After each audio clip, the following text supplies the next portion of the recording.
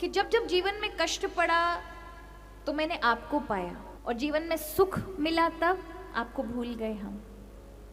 तो मैंने अपने जीवन का मेजरमेंट किया है, मतलब मैंने जीवन को तौला है तो पाया है कि संसार में व्यक्ति जिसको दुख समझता है वो दुख नहीं है, और जिसको हम सुख समझते हैं वो सुख नहीं है। यानी जिसको हम चाहते हैं कि ये सुख है वो सच में सुख नहीं है, और जिसको हम मानते हैं कि दुख है वो सच में दुख नहीं है। क्योंकि सुख वो है जिसमें भगवान का स्मरण हो, और दुख वो है जिसमें भगवान को भूल जाओ। लेकिन हम प्राय सुख में भगवान को भूलते हैं कि नहीं भूलते? तो वो सुख क्या है? दुख है। और दुख क्या है? वो सुख है जो भगवान का स्मरण कराता है। प्राय कोई नहीं चाहता कि हमारे जीवन में दुख हो। कोई चाहता है? आप में से कितने लोग हैं जो चाहते हैं कि दुख मिले? कोई नहीं चाहता, सब सुख की चीजें चाहते हैं, सुख मिले सुख मिले। पर आप बताइए कि अगर जीवन में दुख ना मिले तब तक भगवान की कृपा, भगवान की भक्ति, आपके जीवन में बदलाव आ ही नहीं सकता। क्यों? क्योंकि आप तपस्या करते नहीं महाराज। ये जो आप नाम कीर्तन पूजा पाठ ये सब करोगे ना, ये केवल यहां तक के मन जो आप जानते हैं, जिस मन को केवल यहीं तक काम करेगा, यहीं तक आनंद देगा। जन्म जन्मांतर के जो कर्म कांड किए हैं हमने, संस्कार, वो बहुत अंदर रहते हैं, बहुत अंदर, वहां तक नहीं जा पाता। वहां के लिए भगवान को ऐसे उपाय करने पड़ते हैं कि आपके जीवन में दुख प्रकट करना पड़ेगा, जिससे आप आंतरिक रूप में ग्लानि करें, आंतरिक रूप में पिघलें, वो तपश आपके जीवन में बढ़े, जिससे वो जन्म जन्मांतर के कर्म कांड सब समाप्त हो जाए और भक्ति प्रवेश करके सब जलाकर भस्म कर दे। जैसे आप मुख में जलता हुआ कोयला डालेंगे, मुख से अग्नि खाने का प्रयास करेंगे तो अग्नि क्या करेगी? जला देगी आपके अंदर के सारे अंग। उसी प्रकार जब दुख होते हैं, जब गदगद हृदय होता है, उस दुख के कारण, पीड़ा के कारण आपके जन्म जन्मांतर में पड़े हुए संस्कार कि आपको क्या बनना है, क्या दुख आएगा, क्या कष्ट आएगा, वो सब कर्म संस्कार जलते हैं भक्ति के कारण। इसलिए कहा कि आप कोई तपस्या तो करते नहीं है कि महाराज हिमालय पे जाके 6 महीने के लिए तपस्या करके आए तो कर्मकांड आपके सब जल के भस्म हो जाएं। ये दुख ही हैं जो तपस्या का कारण करते हैं, काम करते हैं। तो यहां विपदौ नेव विपदा संपदौ नेव संपदा, विपद विस्मरण विष्णु संपद नारायण स्मृति। विपदा वो है जब भगवान हमारे जीवन से चले जाएं,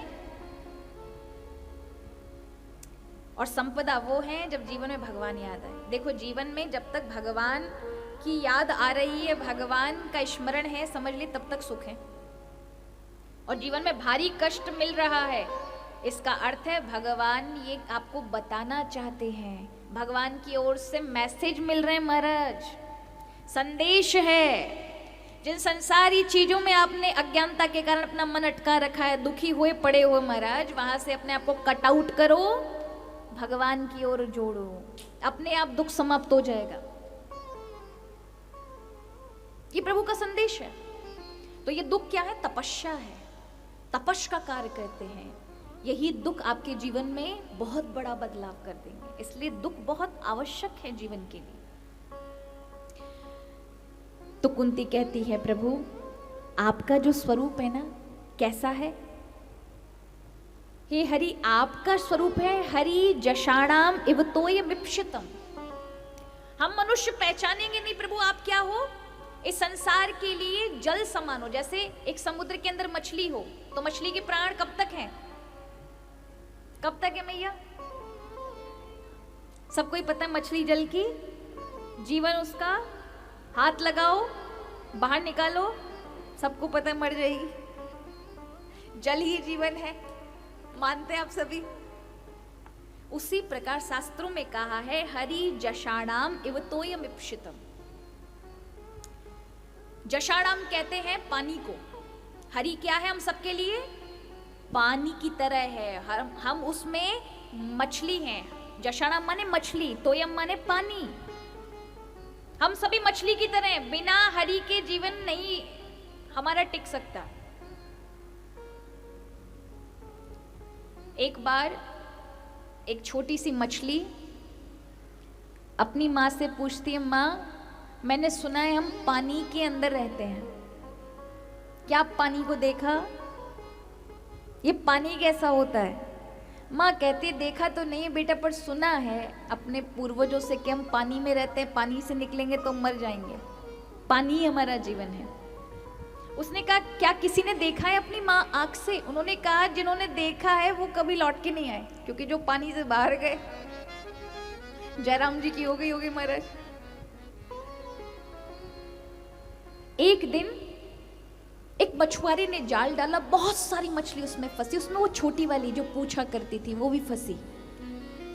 और जैसे पानी से जाल बाहर निकला और हजारों मछलियों के बीच में फंसी हुई वो छोटी सी मछली देखती है, अरे अरे पानी से निकलते ही तड़प रही है मछलियां, वो भी तड़प रही है। तब उसने देखा कि पानी किस तरह से हमारा जीवन बचाता है।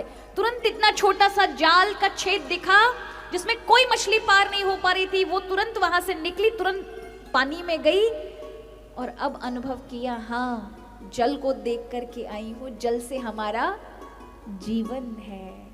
उसी प्रकार भगवान आप हैं, आप जल हैं और हम सभी मछली हैं। जिस प्रकार मछली का जीवन जल से, उसी प्रकार हमारा जीवन भी आपसे है। तो यहां कुंती कहती भगवान अगर आपको देना है तो क्या दे दो? कष्ट दे दो, दुख दे दो। आज तक ऐसा कोई दूसरा पैदा नहीं हुआ जिन्होंने हमारा दुख मांगा हो। इकलौती कुंती है आज तक इतिहास में जिन्होंने भगवान से क्या मांगा, भगवान मुझे क्या दो? पीड़ा पे पीड़ा दीजिए, क्योंकि जब जब पीड़ा आई तब तब आप सामने थे, इसलिए मुझे पीड़ा का आभास नहीं हुआ। मुझे देना है तो पीड़ा दीजिए, मुझे सुख नहीं चाहिए। भगवान मुस्कुराए हैं। अब जब भगवान मुस्कुराए ना महाराज, तो यहाँ वर्णन आता है कि भगवान कृष्ण जब कृपा करते हैं तब किस रूप में दर्शन दिए कुंती को? मंदम जहासम वैकुंठो मुहियन निवमायया। वैकुंठ चार भुजा रूपी विष्णु के रूप में हो गए, मुस्कुराए और कुंती जैसे ही चरणों में पड़ी और भगवान ने उसे माया से मुक्त कर दिया।